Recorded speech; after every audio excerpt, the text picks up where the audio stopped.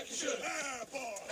Feel the sweat on your face. So good, so good, so good, so good. Here we go. All right. So today on Have a Knife Day, we're going to be discussing a knife from the Emerson Knife Company. So this is Mr. Emerson. That's right. So I'm going to show you how he started out making knives. The fact that he has had his knives featured in a couple of museums, that he's worked with the U.S. Navy SEALs, that he is an author of various publications, how he has been inducted in a Hall of Fame, how he works with law enforcement organizations and various other military types to design knives that are made famous in the worst places. So the knife I'm going to show you today is the Emerson Tiger. Now you're going to notice, like I said before, now here is the Emerson Wave. So I'm going to give you the background of the Emerson Wave.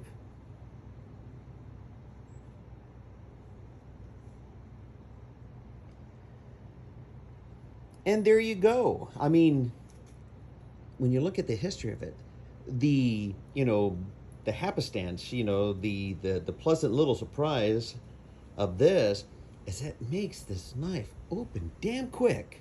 I tell you what. So we're going to look at the ergonomics. The G10 is fantastically grippy. Look at that. See how your hand, the ergonomics on this are fantastic. Now we're going to go into, I decided to turn this into what I'm going to call it, the Panther, because this is my military tribute knife for the Airborne Infantry Company that I was in when I was in the Army out of Fort Bragg, North Carolina. Let me show you this. This is the 3rd Battalion, 505th Parachute Infantry Regiment. That's right. Unfortunately, it got deactivated after I left. I know I must be the kiss of death for some of these units because they just keep on getting deactivated. But this is where I grew up. It was the best of times. It was the worst of times. It was the greatest bunch of crazy jumping out of airplane guys that I knew. Love them, hate them. We went through things together. And I appreciate that. So, how does this Emerson Tiger become the Panther? Well, first of all, Tom Veff. Now, if you've ever seen any of my videos, you'll know that Mr. Tom Veff is the guy that I go to when I want to customize a knife, because these things are freaking wicked looking. Now we're also going to see that my pocket clip has my unit crest lasered into the pocket clip. And on Etsy, thank you Etsy, I found this bead.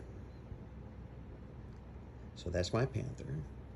The lanyard, people like them, people don't like them. I like them, that's my prerogative. And the two colors, the black and the maroon, are to match my beret. So I'm also going to be putting up the stats for you to read at your leisure. This is a Mr. Emerson. I watched the video. Now, mind you, this is not currently in production, at least not to my knowledge. I just looked at the website today, and it is currently discontinued. Sorry.